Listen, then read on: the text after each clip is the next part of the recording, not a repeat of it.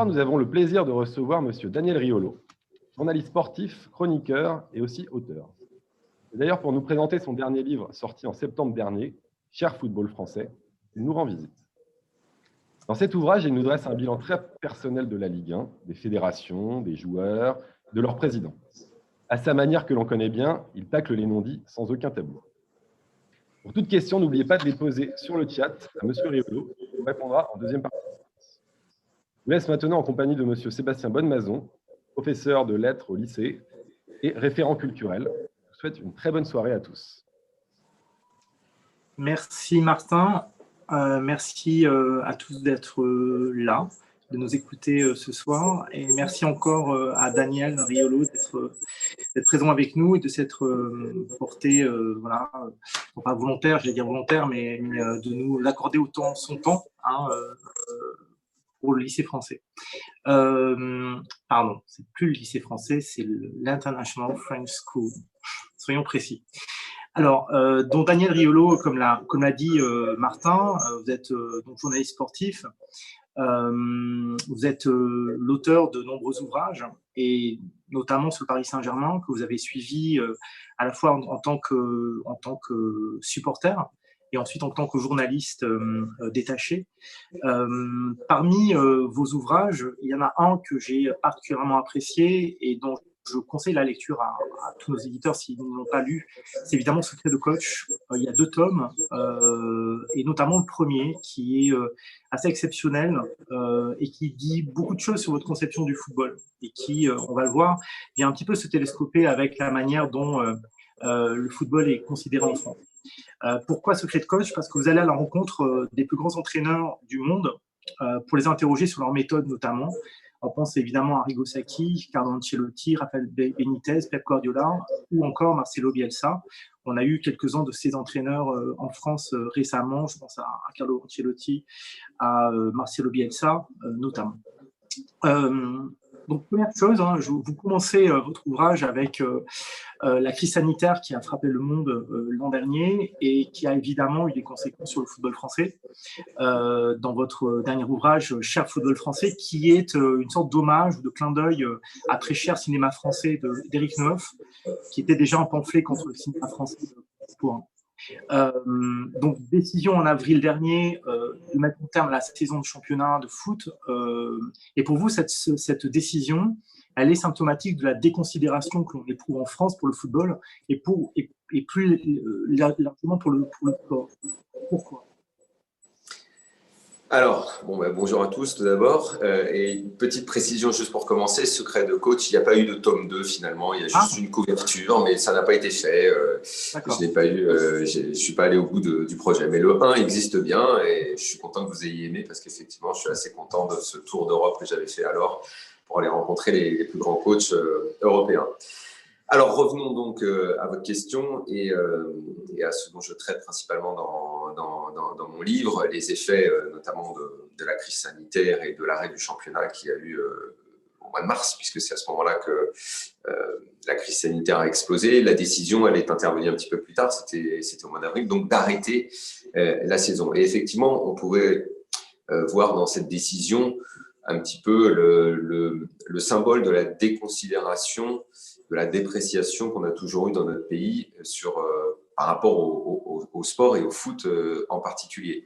C'est un petit peu comme si, d'un coup, on avait écarté d'un revers de main une activité sportive comme si c'était les matchs amateurs au coin de la rue. Et je dis ça sans déprécier les matchs amateurs parce qu'eux aussi ont énormément souffert de ne plus pouvoir faire de sport. Mais là, en fait, on parlait quand même non seulement du football professionnel, qui est certains sports évidemment, mais qui est également un secteur économique très important qui pèse plusieurs milliards.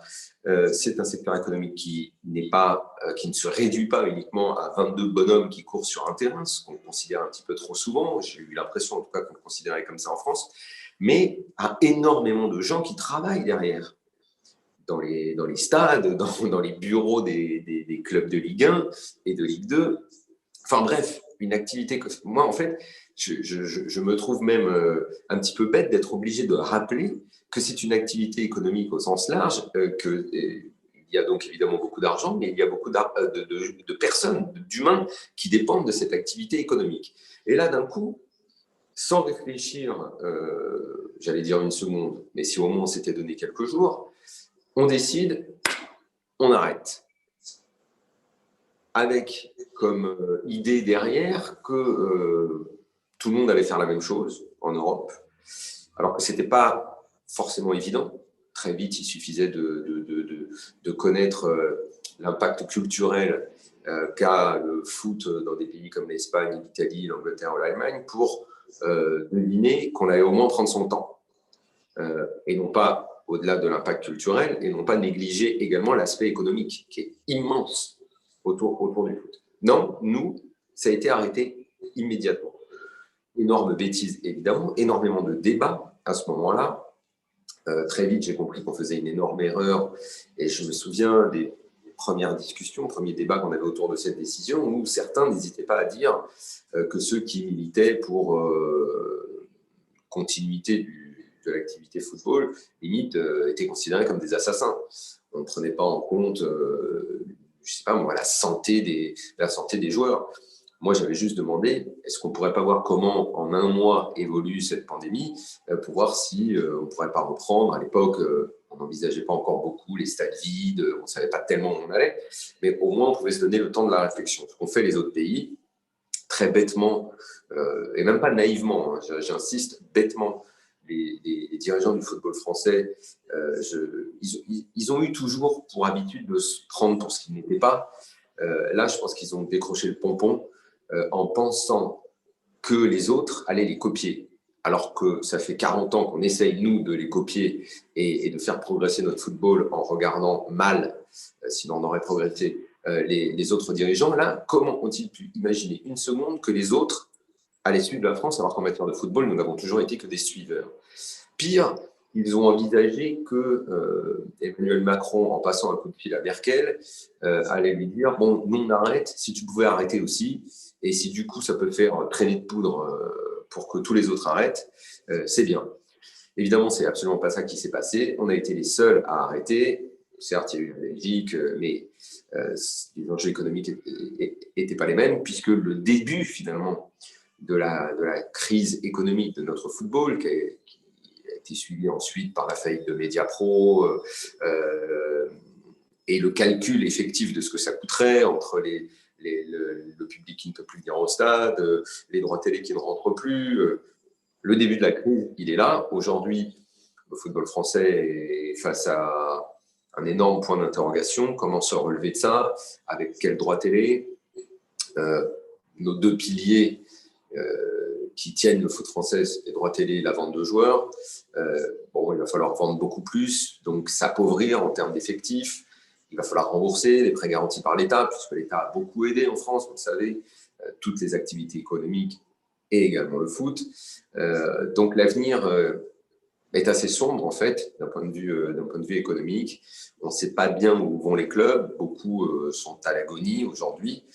Et pour en revenir donc à votre question de départ, oui, à ce moment-là, vraiment, c'est comme si on n'avait absolument pas pris conscience de ce qu'était une activité économique comme le foot dans le pays pour l'arrêter sans même réfléchir 2 minutes et avoir juste un petit peu de bon sens.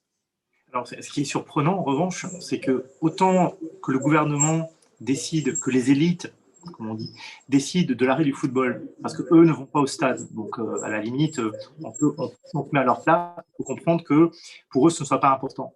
Mais ce qu'il y a de totalement, on va dire, ahurissant, c'est que les acteurs même du football, de la Ligue au sélectionneur national, en passant par les joueurs, étaient d'accord avec cette décision. Comment vous l'expliquez? Ça, c'est le traditionnel et historique complexe que l'on nourrit par rapport au foot. Le foot, en gros, si on doit faire simple, le foot, c'est mal. Le foot, c'est l'argent. Le foot, c'est les transferts que le public n'aime pas parce que ça génère des sommes colossales autour. La fameuse formule qu'on entend depuis 40 ans, 22 crétins qui courent après un ballon. C'est sans arrêt cette dépréciation de ce que peut être ce sport. Et donc, les présidents, pour la plupart, se sont dit, Si nous, on essaye de dire on est en péril, il faut qu'on arrête, enfin plutôt il faut qu'on continue, on va encore nous dire « Ah, mais pour qui vous vous prenez, vous les grands privilégiés ?» Donc, il y a la rencontre entre deux choses. Il y a ce dégoût, parce qu'on se bouge toujours le nez quand on parle de foot, parce qu'il y a de l'argent dedans. Et ce deuxième aspect, vous le savez, en France, tout ce qui touche à l'argent pose toujours un petit peu problème. L'argent pue, traditionnellement, dans notre culture, dans notre approche culturelle. Alors, on dit toujours c'est un lieu commun, c'est pas vrai. Moi, il m'a toujours semblé quand même que, en tout cas autour du football, dès que les questions économiques étaient abordées, il fallait toujours le faire en ayant presque honte d'en parler. Et je ne crois pas inventer que tous les ans, dès qu'on parle de transfert, les mêmes marronniers reviennent. C'est les indécents salaires des joueurs de foot, l'indécence des transferts. Enfin bref, tout est toujours indécent dès qu'on parle d'argent. Donc les présidents n'ont même pas cherché à aller contre cette décision qui était en train de se prendre. Ça a duré une semaine de discussion et pour la décision finale, ça s'est fait en un week-end. Et c'est quand ils ont peu à peu compris qu'effectivement, il fallait faire arrêter, que certains commençaient à paniquer. Ils ont dit, attendez, ok, on veut bien se flageller en public, on veut bien surtout ne pas défendre le foot parce que c'est honteux, parce qu'il y a de l'argent, mais on va peut-être crever. Hein. Donc, évidemment, il était trop tard à ce moment-là. Et le pire, c'est que les gens qui ont œuvré à la prise de décision finale sont même pas les présidents, qui eux n'ont même pas cherché à s'unir. Ils sont partis dans tous les sens. Il n'y a pas eu, autant pour les restaurateurs, autant pour plein d'autres activités économiques, on a eu des lobbies qui se sont formés pour défendre l'activité. Le foot, vous avez Jean-Michel Aulas qui est parti d'un côté, le président de l'OM d'un autre côté. Enfin, tout le monde est parti chacun de son côté pour défendre ses petits intérêts, mais personne n'a cherché à unir ses voix pour avoir du poids, tout simplement. Et là, donc, vous avez Sylvain Castendoche, président de l'UNFP, le syndicat qui ne sert à rien, qui, dans une interview au Monde, a dit que il ne fallait pas continuer parce que, alors à ce moment-là, on avait des propos genre il faut inventer un monde nouveau, enfin bref, grosso modo, il ne faut plus qu'il y ait d'argent dans le foot, parce que ça tournait toujours autour de ça. Bref, enfin, c'est propos d'une stupidité sans nom, hein, mais qu'on peut malheureusement ne résumer que ça. Hein. C'est le monde nouveau, à l'époque, on n'entendait que ce genre d'expression-là. Vous avez Noël Le Graët aussi, qui d'un coup est intervenu, lui aussi, pour dire il vaut mieux arrêter. Mais lui, il n'avait plus aucun intérêt, puisque lui, dans le même temps, il négociait que si le foot français devait reprendre, c'était avec des matchs de l'équipe de France qu'il fallait caler dans le calendrier et la finale de la Coupe de France, surtout. Donc, encore une fois, ses propres intérêts. Et puis, le coup de fil de dernière minute d'Emmanuel Macron à Didier Deschamps, le sélectionneur national. Bon, Didier Deschamps donne une interview, non pas à l'équipe, mais à Aujourd'hui en France, donc journal populaire et généraliste. On avait compris que la communication était importante à ce moment-là et que, étant donné la crise sanitaire, on cédait plus à ce moment-là à la passion qu'à la raison. Et donc, on ne réfléchissait pas, la situation était mauvaise et donc il fallait tout arrêter. J'ai évidemment tout de suite regretté qu'on ne réfléchisse pas un petit peu plus parce qu'il y avait évidemment d'autres solutions. Deschamps, de toute façon, s'est mis, comme d'habitude, dans les pas de son président. Eux n'avaient aucun intérêt, finalement, ils n'ont même pas réfléchi à l'intérêt du football français puisqu'eux s'en foutent complètement. Ils ne dirigent pas le football français, ils dirigent l'équipe de France qui est bien différente. Et finalement, face à des dirigeants du football français et à une ligue qui finalement ne s'est pas battue, le gouvernement, sans prendre la mesure de la catastrophe qui pouvait arriver, a décidé de tout arrêter. Et ça, écoutez, ça montre au final toute la non-importance qu'a le foot et le sport finalement dans notre société, puisqu'il faut quand même savoir que beaucoup, je ne sais pas si je peux dire d'intellectuels, enfin il y a une tradition, on va dire ça comme ça, il y a une tradition intellectuelle en France à toujours dire du mal ou à déprécier le foot. Alors que le foot, par le biais de la taxe Buffet, fait vivre le sport amateur en France. Une partie des droits télé est également reversée aux autres sports. Donc, il y a énormément de sports en France, de moindre notoriété, qui vit et qui prend une part du gâteau des droits télé. Donc, le football, on se bouche le nez à chaque fois qu'on en parle, mais néanmoins, le gâteau est gros et tout le monde a un petit peu, a des parts, ou au moins des miettes de ce gâteau-là. Visiblement, au mois d'avril de l'année dernière, tout le monde a oublié ça, ou en tout cas, personne n'a réfléchi aux conséquences de cet arrêt et de tout ce qui a suivi en plus derrière. Alors vous écrivez, hein, l'ordre culturel n'a jamais été favorable au sport et encore moins au football, victime permanente d'une forme de déconsidération, de dévalorisation historique dans laquelle la culture française l'a enfermée. Et vous pointez du doigt, et là je trouve ça très intéressant parce que vous pointez du doigt une très grande contradiction, puisque vous allez plus loin dans cette réflexion en pointant du doigt cette contradiction, à savoir que la gauche française, que ce soit le Parti communiste ou le Parti socialiste, a toujours méprisé le football comme trop populaire, donc avec une attitude un peu snob vis-à-vis du peuple qui allait voir le football, alors qu'on attendrait de ces partis politiques en cohérence idéologique. Il y avait des personnes qui se rendaient dans le stade. Et vous dites, hein, c'est curieux qu'on ait trouvé curieux qu'au fil du temps, le peuple se soit détourné du PS. J'aime bien ce passage, effectivement. Ouais. Oui, comment faire simple et résumer cette partie-là c'est vrai qu'après la guerre, dans le partage des intérêts qui s'est opéré, la culture a été laissée à la gauche, on va dire l'économie à la droite, le football étant un sport avec forcément de l'argent, donc de l'économie. C'est vrai qu'on a toujours déconsidéré ça et effectivement, et étonnamment, c'était bien trop populaire pour que les partis de gauche s'y intéressent. Moi, j'ai toujours en mémoire cette interview hallucinante qui doit avoir lieu au début des années 80 dans Libération, où je ne sais pas pourquoi, on veut faire rencontrer Marguerite Duras et Platini. Ça donne une interview qui ne sert à rien du tout et où on voit mais à quel point l'écrivaine, il faut dire maintenant, méprise, mais alors profondément, celui qui est le meilleur joueur français à ce moment-là, le capitaine de l'équipe de France. Mais je pense qu'à son chien, lui parlerait mieux, quoi. Et finalement, à travers cette interview, si jamais vous la retrouvez, vous pouvez lire, quoi. Et effectivement, on n'a toujours pas compris réellement pourquoi et quel était le but de cette interview. Peut-être justement à ce moment-là, on veut opérer une sorte de rapprochement, mais ça, en tout cas, ça prend pas du tout, quoi, effectivement. Mais oui, le monde de la culture. Alors ça, il faut dire que ça a quand même beaucoup changé aujourd'hui. Quand on voit, j'entendais encore ce matin le président du Festival de Cannes qui parlait du report de Cannes cette année au mois de juillet. Dans une interview de 5 minutes sur BFM, il a trouvé le moyen de glisser une phrase sur le foot. Et lui-même ne s'est jamais caché de cette passion. Il y a effectivement eu quand même une grosse révolution en ce sens dans la société française, où le monde intellectuel, le monde culturel avoue maintenant sa passion ou son goût pour le foot, ce qui n'était pas vrai il y a encore 30 ans.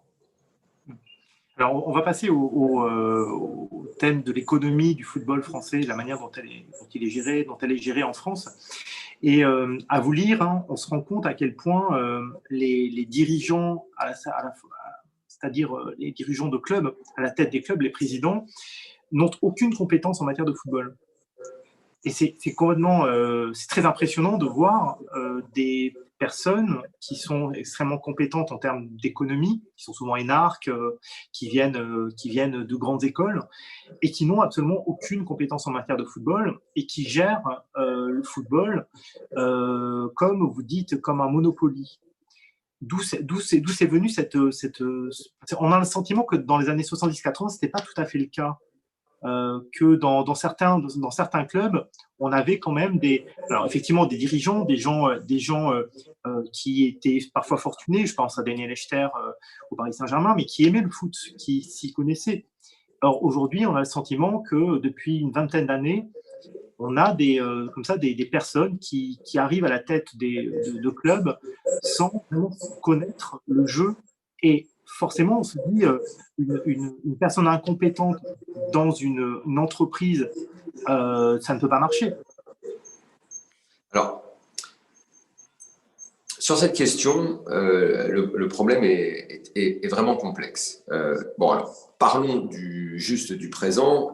Effectivement, aujourd'hui, depuis quelques années, la mode aux directions de clubs ou plutôt, comment dire, au fait que ce soit des fonds de pension qui soient propriétaires de clubs et qui nomment des présidents interchangeables, qui sont comme des, je sais pas moi, des chief opérateurs qui vont gérer les clubs sans passion, juste en équilibrant les comptes, en se disant bon, voilà, il va y avoir l'argent des droits télé, l'argent des transferts, et on veut juste équilibrer les comptes et le résultat sportif ou le lien qu'on doit créer avec notre population, c'est-à-dire les gens qui viennent au stade, eh bien, on va juste s'en soucier pour savoir quel est le prix des billets, de quelle façon on organise le ticketing. Enfin bref, on va faire ça un petit peu comme une entreprise de spectacle banal, comme on gérerait un parc d'attractions. Ça, effectivement, c'est une tendance qui est évidemment regrettable parce que beaucoup de supporters constatent que ce lien passion, que cet investissement passion que mettent les gens qui vont au stade à travers leur club, que ce lien, qui est quelque part un lien de service public, parce que tant qu'un club porte le nom de la ville, utilise les infrastructures de la ville et représente la ville, on peut, même si ça peut paraître étonnant, puisque ce sont des entreprises privées, parler de dimension publique quelque part. Et d'ailleurs, moi, je n'ai jamais été contre le fait que les maires des villes aient un droit de regard, ou en tout cas, une fois de temps en temps, puissent mettre le nez dans les affaires du club, parce que tant qu'on n'aura pas des franchises à l'américaine, mais que le nom du club, ce sera, j'en sais rien, moi, Bordeaux, qui joue à Bordeaux, dans le stade de la ville, et qu'on utilise les infrastructures pour y aller ou les infrastructures pour s'entraîner, et qu'elles appartiennent, tant qu'on ne sera pas dans le 100% privé de A à Z autour du foot, je pense que ceux qui dirigent les clubs doivent y penser et doivent garder toujours en tête que les gens qui viennent au stade ont ce lien affectif. Tant qu'il ne sera pas détruit, qu'on ne parlera pas de franchise et de clients. Donc cette tendance-là, elle existe aujourd'hui. Alors, et effectivement, ce ne sont pas toujours des gens passionnés par le foot ou qui ont une histoire avec le foot ou tout simplement qui s'y connaissent et qui soient compétents en foot, qui dirigent les clubs. Donc ça, c'est effectivement une tendance. Maintenant, si on remonte et qu'on s'intéresse à qui dirige les clubs d'un point de vue historique, il faut aussi dire, et c'est un grand paradoxe, que les présidents passionnés, dans quelque chose qui est proche de la folie, ont pratiquement toujours mené les clubs à la catastrophe. C'est fou, mais finalement, la passion, alors que ce sont des gens qui pouvaient gérer des entreprises de façon normale, en faisant attention à la façon de les gérer et tout ça, eh bien, quand ils géraient les clubs, ça se terminait toujours mal. Parce que la passion les poussait à dépenser toujours plus, à acheter un joueur, à céder à la passion populaire. C'est-à-dire, les gens voulaient plus de résultats, achète-moi cette star, fais ci, fais ça. On peut les prendre tous. Ça a été des histoires d'amour qui finissent mal. Claude Bèze à Bordeaux, ça s'est terminé en Ligue 2 avec des trous dans les caisses. Gervais Martel à Lens, c'est une histoire magnifique, mais ça s'est terminé en Ligue 2 aussi. Marseille, Bernard Tapie, le prix de la Coupe d'Europe, c'est la Ligue 2. Saint-Étienne, Roger Rocher, qui a gravi tous les échelons sociaux pour arriver à la présidence du club, qui est donc qui est devenu un bourgeois local, enfin un notable local à Saint-Étienne, la Caisse Noire, la Ligue 2. En Italie, de la même façon, en bon père de famille, Francesco Sensi, le président de l'AS Roma, était adoré des supporters. C'était un vrai supporter du club. Il a mis sa fille ensuite à sa succession pour diriger. Donc, c'est tout ce que les supporters aiment. Mais il y a eu un trou, un déficit monstrueux. Le club n'a pas disparu. Enfin bon, il y a eu énormément de problèmes de ce côté-là. Moratti à l'Inter, à force de faire des caprices, et pourtant il était milliardaire, il a fini par vendre le club justement à des fonds d'investissement qui aujourd'hui gèrent le club et ne s'appelaient pas aux supporters. Diriger un club de foot, on se demande si ça peut se faire normalement. Et si finalement l'équation, je suis un passionné, je connais le foot, j'adore ça, je suis passionné depuis que je suis môme et j'arrive à la présidence du club, si cette équation elle est toujours vertueuse, quoi. Alors, évidemment, on trouvera des exemples où ça se passe bien, et tant mieux. Je sais pas, les supporters du Bayern doivent être ravis que ce soit des anciens joueurs qui soient devenus présidents, et la gestion se fait de façon parfaitement saine depuis des années.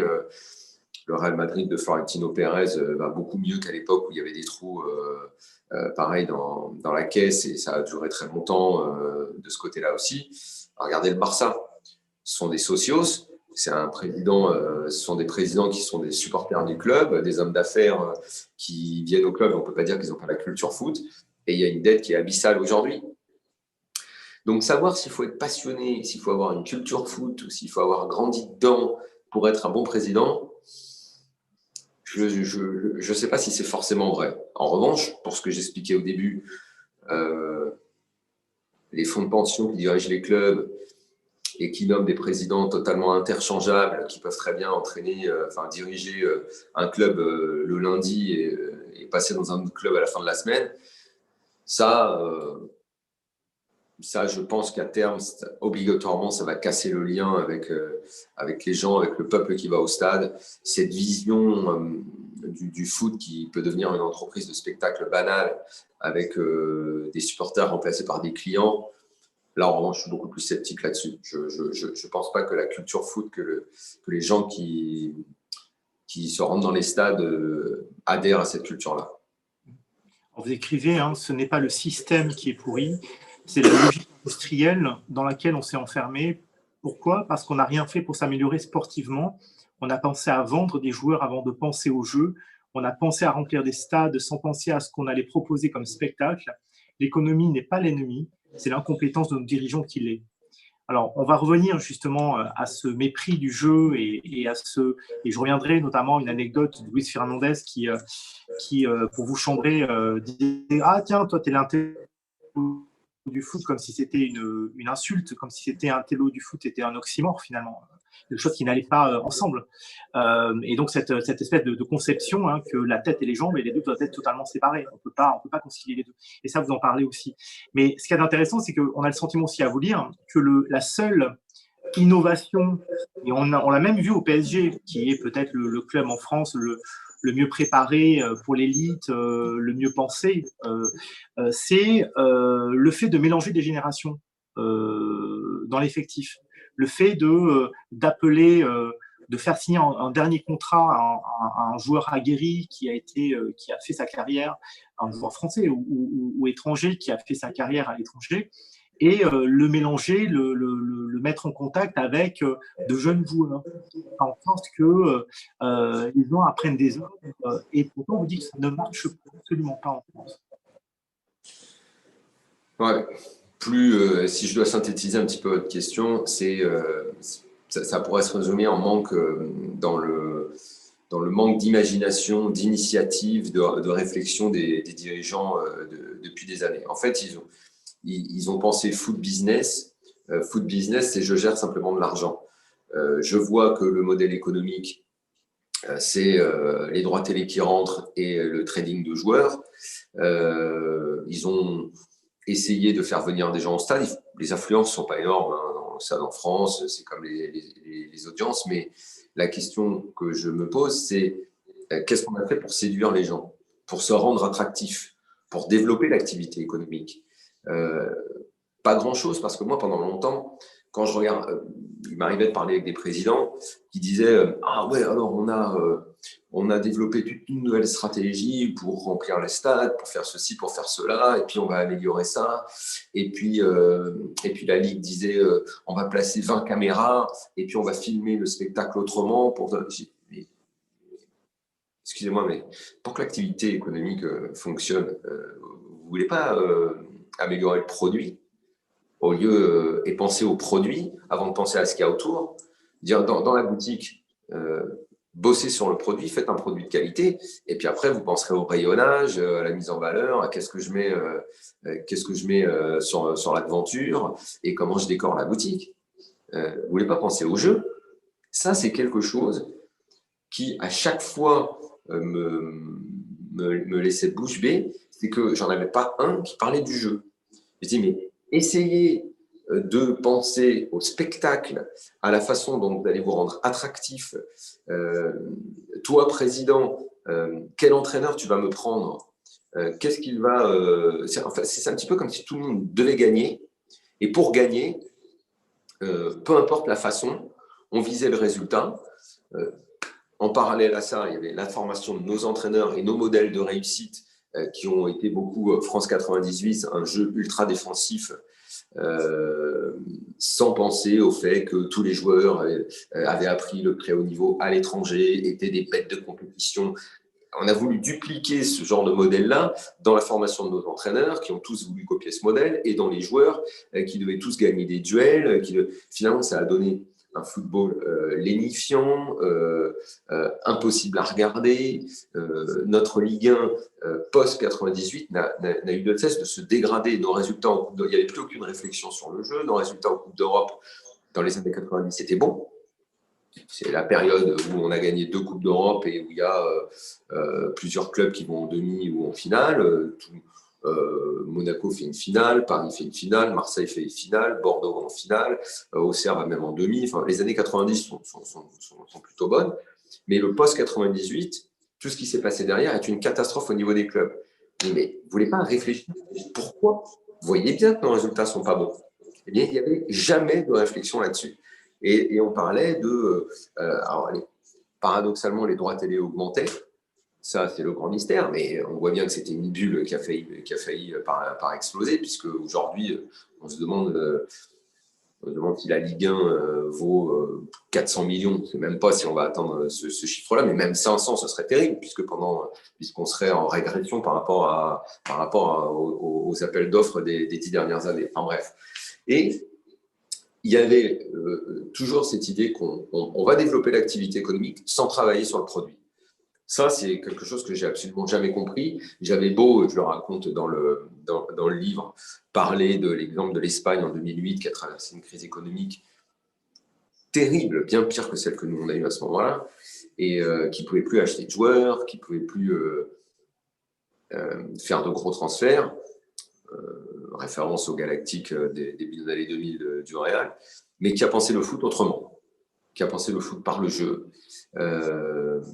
par ses centres de formation, et qui a rendu… Alors, c'est vrai qu'on est dans un pays de passionnés, donc les gens n'abandonnent pas leur club et continuent de les suivre. Ça, c'est vrai, mais nous, peut-être qu'on n'avait pas une base culturelle, on n'avait pas une base de passionnés aussi importante qu'en Espagne, mais si les gens ne les avaient pas dégoûtés du foot et qu'on les avait passionnés, si on s'était rendu attractif, peut-être qu'on ne serait pas là où on est aujourd'hui. Et les Espagnols ont bossé là-dessus. Sur le jeu, tout de suite, la Liga a pris une autre identité. Quand on regardait un match de Liga, on reconnaissait ce jeu de passe, de mouvement, cette générosité, détermination, des équipes qui étaient là pour gagner, qui n'étaient pas là pour défendre. Nous, pendant ce temps-là, on développait un discours, il faut gagner des duels, il faut qu'on soit bien en place. C'était des éléments de langage qu'on entendait dans toutes les interviews des entraîneurs, des joueurs. C'était tout le temps pareil, gagner les duels, être bien en place,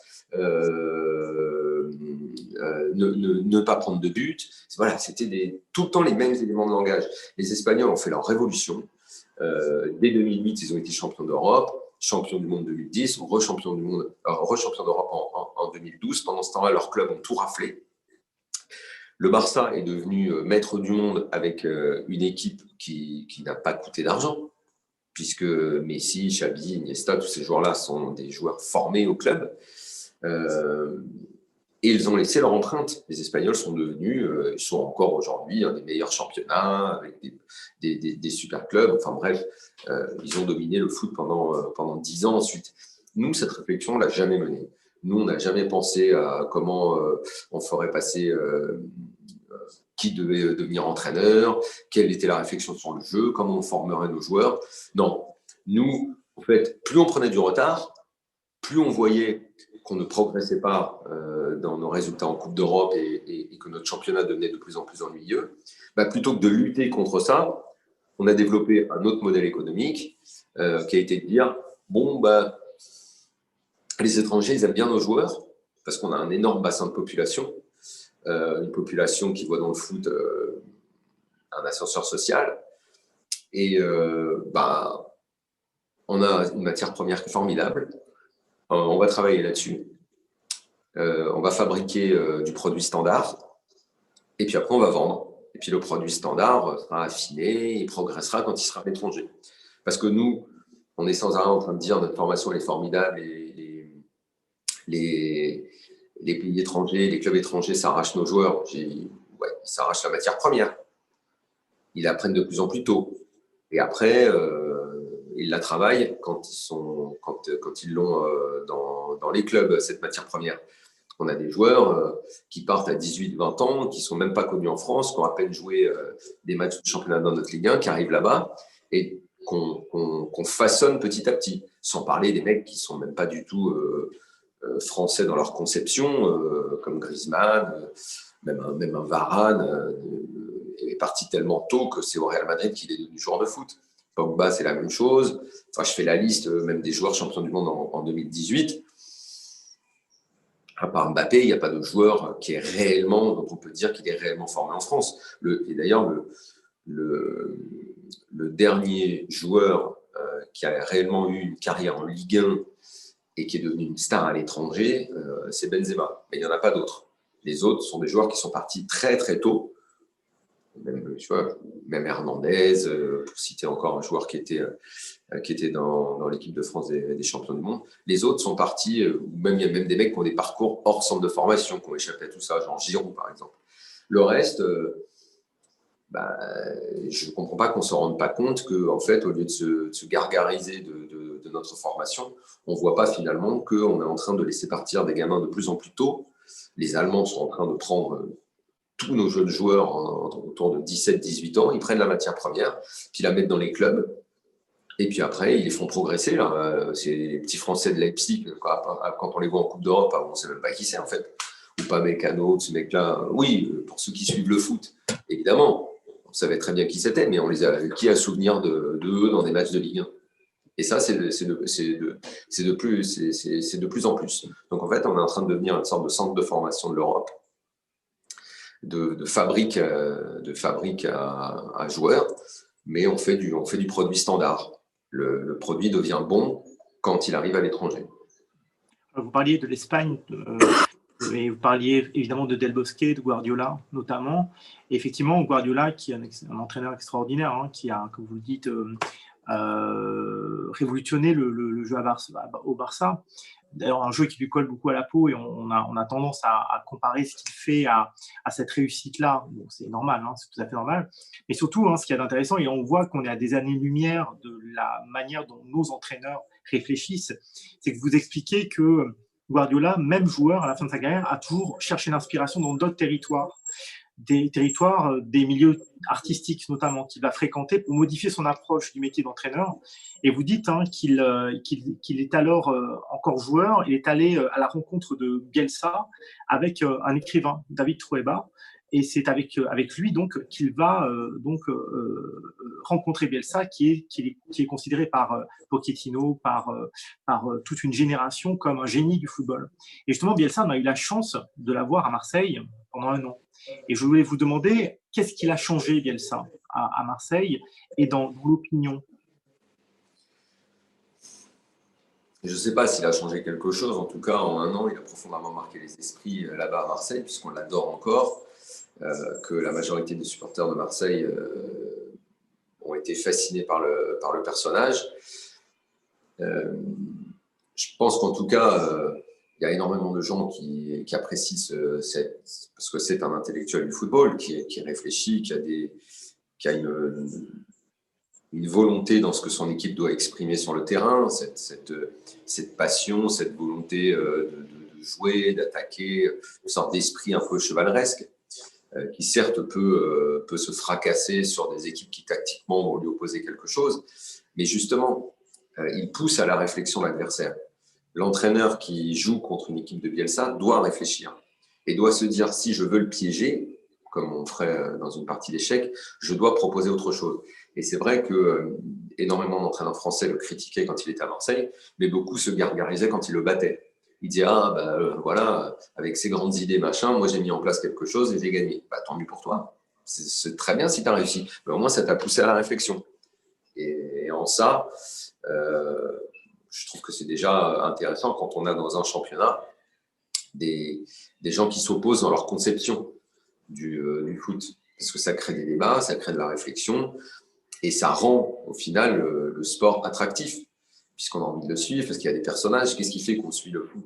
C'est quand c'est pas banal, quand les joueurs ont des personnalités, quand les entraîneurs ont des personnalités et que tout ça s'oppose. C'est comme au tennis, l'opposition de style, il n'y a jamais de meilleur match que entre deux joueurs qui n'ont pas les mêmes styles ou quand on a des caractères et des personnalités différentes. Le sport, l'histoire du sport, ce qui fait que ça reste en tête, ce n'est pas les résultats. Ça n'a jamais été les résultats, c'est les personnalités. Évidemment qu'on se souvient d'un tel qui a gagné, tout ça. Moi, je peux mettre au défi, puisque mon métier, c'est aussi de connaître un peu par cœur les palmarès, mais je veux bien jouer, tous ceux qui disent le plus important, c'est le résultat, je veux bien jouer au coup de qui peut citer le plus de vainqueurs de Ligue des Champions depuis la création ou de jouer à ce genre de jeu-là. Je vais très certainement gagner. Et je pourrais dire, moi, c'est mon métier de connaître tous les palmarès. Mais toi, la preuve qu'on ne se souvient pas que du vainqueur, parce que tu ne vas pas pouvoir en citer dans plein d'années, parce que tu t'en souviendras pas. En revanche, tu vas te souvenir d'une équipe qui a gagné parce qu'elle t'aura touché, ou d'un perdant parce qu'il t'aura touché.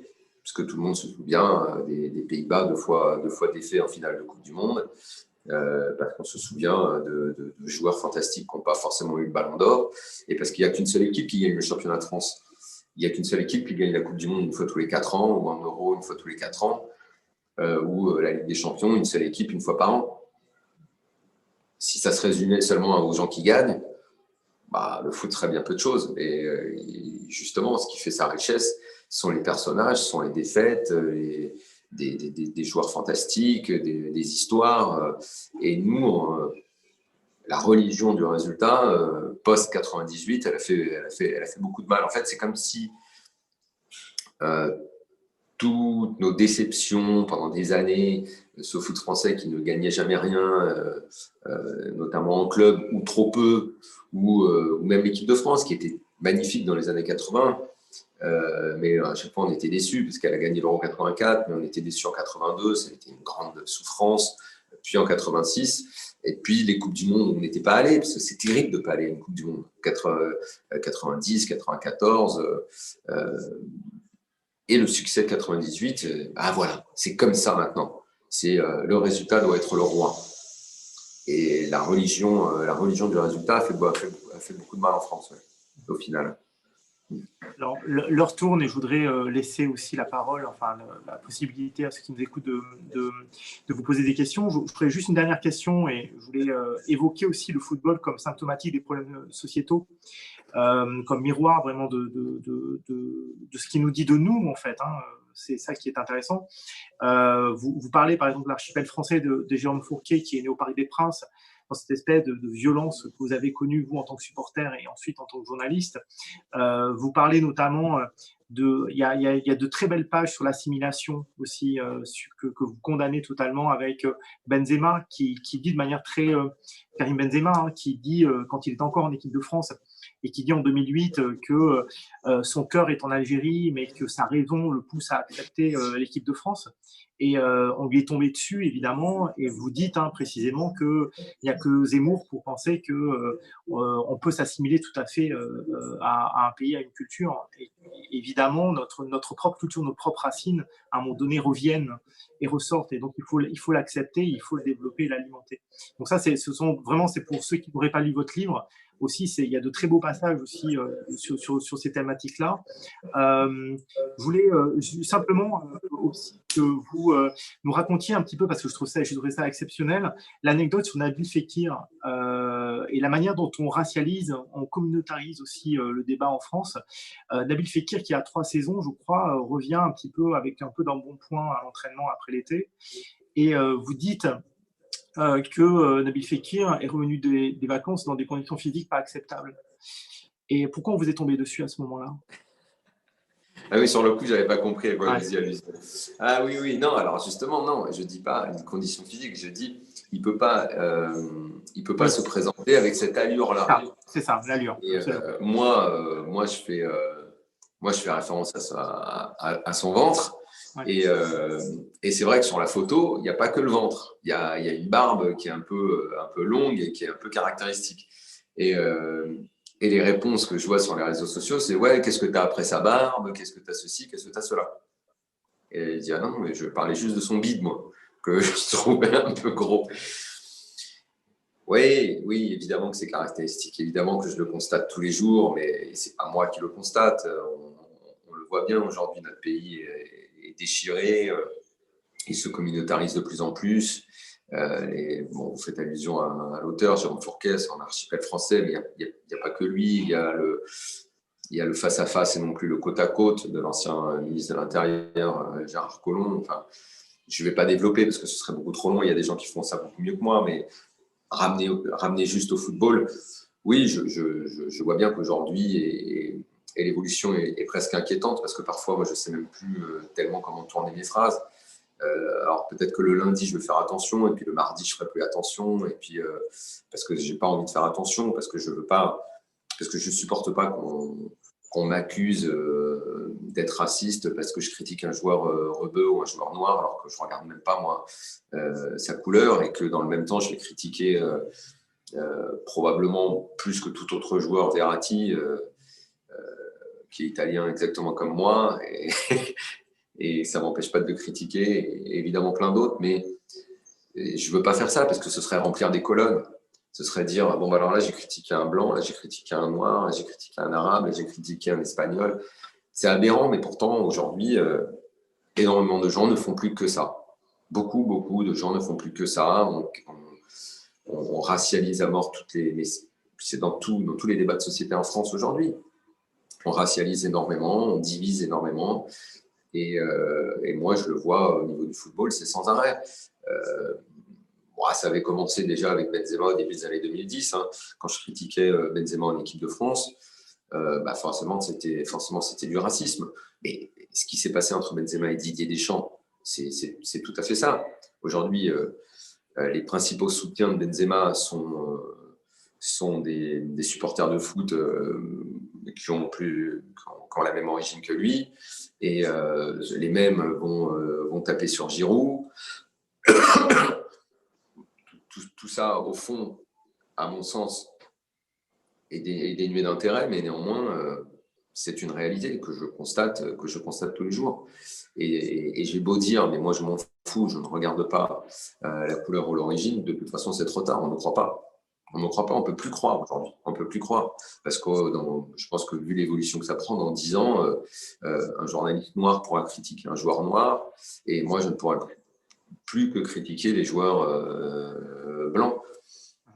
Parfois, je suis désespéré par ce que je vois, parce que j'entends, et la façon dont on aborde les choses me conduit à penser que l'évolution ne peut être que négative dans les fractures sociétales.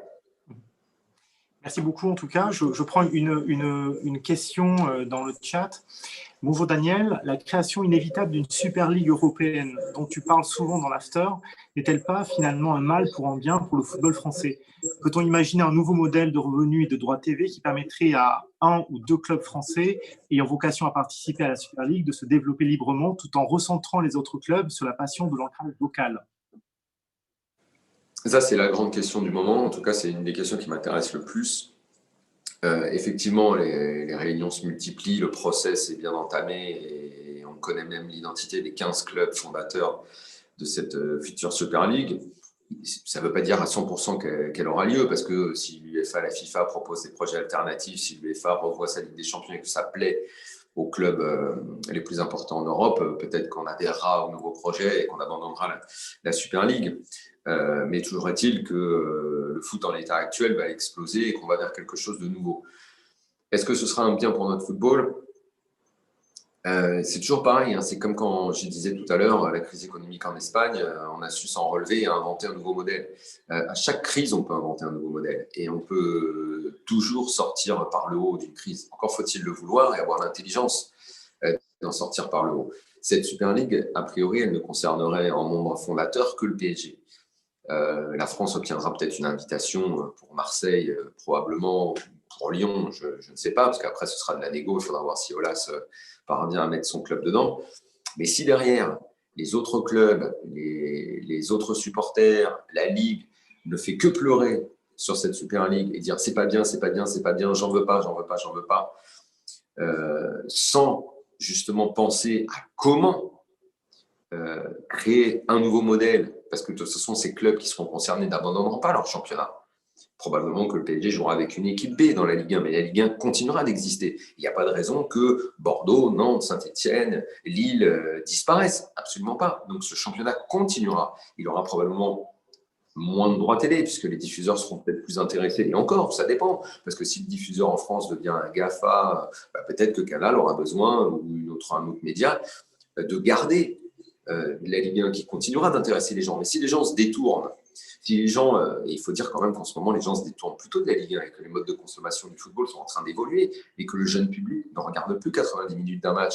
Et quand beaucoup de gens pleurent sur la Super League qui ferait du mal au club, on va dire, du deuxième chapeau, déjà, il faut se demander si les supporters de ces clubs-là sont encore passionnés par leur club. Et ça, c'est la vraie question. Mais évidemment que la Ligue 1 continuera d'exister et les problèmes seront identiques. Comment tu la développes, avec quel jeu, comment tu te rends attractif.